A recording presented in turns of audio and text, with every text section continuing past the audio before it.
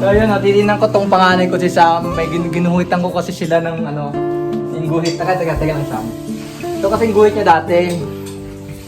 Ayan, tumayo ka Sam. Saan ka na ngayon? Bago ako umalis.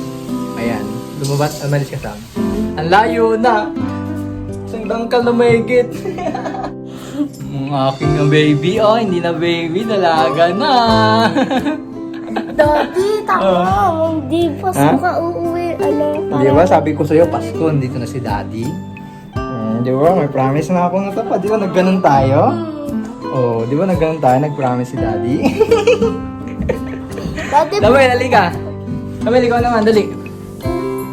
Titinan ko yung guhit mo. Si Samuel naman, ito yung guhit niya.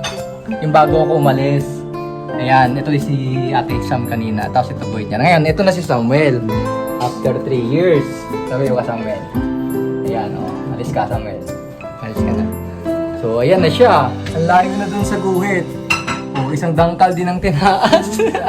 Ito na ang binata ko. Miss na si Daddy? Oo. Nag-group hug na si Daddy, hug.